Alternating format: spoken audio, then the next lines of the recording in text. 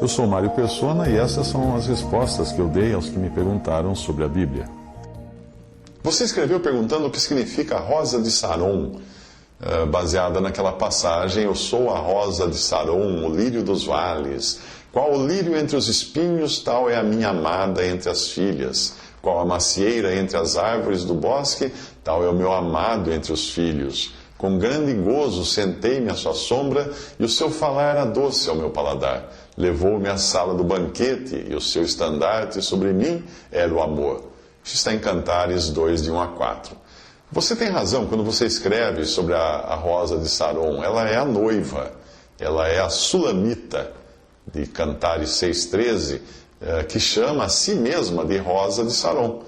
Embora a noiva desse cântico possa ser vista como uma figura apenas da igreja, mas não é a igreja, porque a igreja não era revelada ainda no Antigo Testamento, ali ela é Israel. A noiva ali é Israel. O Antigo Testamento não fala em lugar algum da igreja. A igreja ainda era um mistério que só viria a ser revelado a Paulo, lá em Efésios 3, de 3 a 11, Paulo explica isso.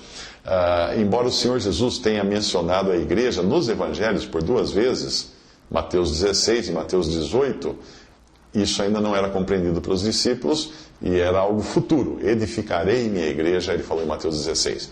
Assim como acontece com os hinos que falam da rosa de Saron como se fosse o Senhor, a rosa de Saron, existem muitos hinos que trazem erros, e a sua dúvida foi por causa disso. Você viu um hino que chamava o Senhor Jesus de rosa de Saron. Mas muitos hinos têm erros também na letra. É o caso de um hino chamado Sem Ovelhas, onde tem uma estrofe que diz, no qual tem uma estrofe que diz: as 99 deixou no aprisco. As 99 deixou no aprisco. Mais ou menos assim que toca o hino. Porém, se você procurar a passagem no Evangelho, verá que o pastor deixou as 99 no deserto, não no aprisco. Existe um outro hino que diz: manda fogo, Senhor, que eu quero sentir o teu poder, algo mais ou menos do tipo: manda fogo, Senhor, manda fogo, alguma coisa assim. Ainda bem que o Senhor não atende os que pedem dessa maneira, os que cantam esse hino, porque na Bíblia o fogo está sempre conectado com o juízo. E esse manda fogo vem de um erro de interpretação de Atos 2, onde as línguas são como de fogo, não são de fogo, são como de fogo. E também de um erro de interpretação de Mateus 3, onde o fogo ali é erroneamente interpretado como o batismo do Espírito Santo ocorrido no dia de Pentecostes, quando não é. O fogo ali é juízo. Se você ler o texto de Mateus 3, você verá que João Batista está se dirigindo alternadamente a salvos e a perdidos, falando também alternadamente de salvação e de juízo. O fogo representa o juízo de Deus. A passagem diz o seguinte, eu vou acrescentar alguns comentários no meio dela para você entender. Mas, João Batista, vendo ele, muitos dos fariseus e dos saduceus que vinham ao seu batismo, disse-lhes: raça de víboras, quem vos ensinou a fugir da ira vindoura? Produzi, pois, frutos dignos de arrependimento, se fossem salvos. E já está posto o machado à raiz das árvores. Toda árvore, pois, que não produz bom fruto, ou seja, as árvores perdidas, é cortada e lançada no fogo, juízo. Eu, na verdade, vos batizo em água, na base do arrependimento, mas aquele que vem após mim é mais poderoso do que eu, que nem sou digno de levar-lhe as alparcas. Ele vos batizará no Espírito Santo, isso para os salvos, e em fogo, para os perdidos.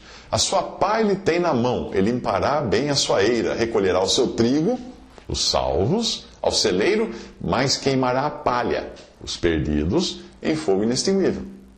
Percebe o que é palha, o que é fogo, o que é salvo, o que é perdido, o que é isso aí. Você tem que entender a passagem, senão vai misturar tudo, como fazem muitos, principalmente pentecostais.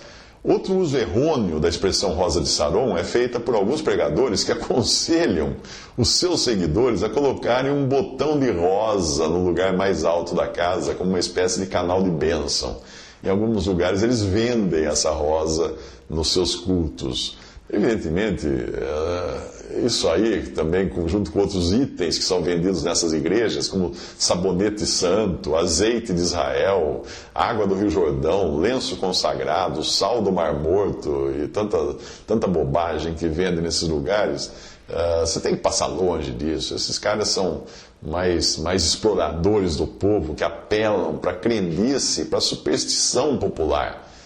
Porque muita gente precisa enxergar alguma coisa material para crer, não é? Mas isso é o oposto de fé. O fé é crer sem ver. No caso da rosa, existem dois erros ali. Primeiro é que esses pregadores falam da rosa de Saron como se representasse o Senhor Jesus. E não é. Como eu já falei, não é. Na passagem de Cantares 2, ela representa a Sulamita, a noiva, que está cantando um diálogo com o seu noivo. Esse sim, o Senhor. Se você acompanhar a partir do final do capítulo 1 de Cantares, verá que se trata de um cântico cantado a dois. A Sulamita fala: o meu amado é para mim como um ramalhete de hena nas vinhas de Engedi. Aí é o amado que fala: eis que és formosa, ó amada minha, eis que és formosa, os teus olhos são como pombas. Aí a Sulamita diz: eis que és formoso, ó amado meu, como é amável és também, o nosso leito é viçoso, as traves da nossa casa são de cedro e os caibros de cipreste. Eu sou a rosa de Saron, o lírio dos vales. Aí o amado diz: qual lírio entre os espinhos, tal é a minha amada entre as filhas. Aí a Sulamita: qual a macieira entre as árvores do bosque, tal é o meu amado entre os filhos. Com grande gozo sentei-me à sua sombra, e o seu fruto era doce ao meu paladar, levou-me à sala do banquete, e o seu estandarte sobre mim era o amor. Visite respondi.com.br. Visite 3minutos.net.